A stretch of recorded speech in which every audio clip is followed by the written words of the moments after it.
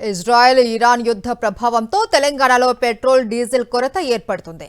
సరైన సమయంలో ఆయిల్ అందకపోవడంతో రాష్ట్రంలోని దాదాపు 30% బంకులు మూతపడ్డాయి. నో స్టాక్ బోర్డులతో హైదరాబాద్లో పెట్రోల్ బంకులు దర్శనమిస్తున్నాయి. పెట్రోల్ డీజిల్ దొరక్కపోవడంతో వాహనదారులు ఇబ్బందులు పడుతున్నారు. ఇదే అంశానికి సంబంధించి మరింత సమాచారం మా ప్రతినిధి శేఖర్ అందిస్తారు.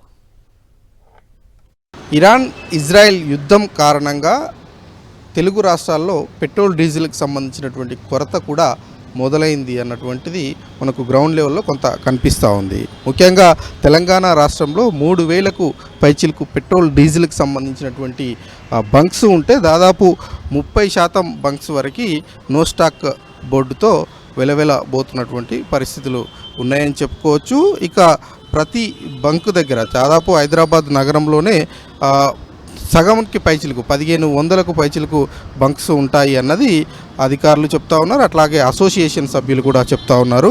ముఖ్యంగా ప్రజెంట్ మనం బోయినపల్లి దగ్గర ఉన్నటువంటి ఒక బంక్ దగ్గర ఉన్నాము. ఈ బంక్ నో స్టాక్ బోర్డు పెట్టి ఎవరు కూడా ఇక్కడికి రావడం లేదు, కేవలం సిబ్బంది మాత్రమే ఉన్నారు. ఈ సిబ్బందితోటి మాట్లాడదాం.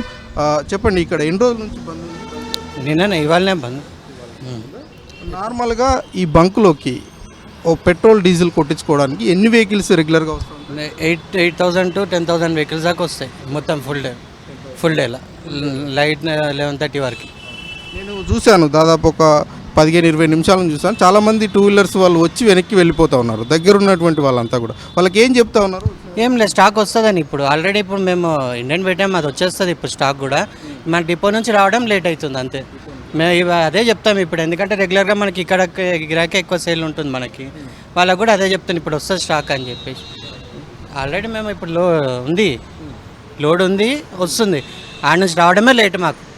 అది ప్రధానంగా ఇండెంట్ పెట్టారు, స్టాక్ వస్తుందని సిబ్బంది చెప్తా ఉన్నారు. కానీ క్రెడిట్ పాలసీ వల్ల కొంత సమస్యలు ఎదురవుతూ ఉన్నాయి. ఇప్పుడు ఇది పెద్ద బంక్ కాబట్టి 1-2 రోజుల్లో స్టాక్ రావడం, లేదంటే 1-2 రోజుల ముందు దీన్ని ఇండెంట్ పెట్టుకుంటే వెహికల్స్ పంపించడం అన్నది జరుగుతూ ఉంటుంది. కానీ చిన్న బంకులు గ్రేటర్ హైదరాబాద్ సిటీలో చాలా వరకు ఉన్నాయి, వందలాది బంకులు ఉన్నాయి. ఆ వందలాది బంకులకు పెట్రోల్ కొరత అన్నది చాలా ఎక్కువగా ఉంది అన్నట్లుగానే మనకు అసోసియేషన్స్ నుంచి అదేవిధంగా అధికారుల నుంచి వినిపిస్తూ ఉంది.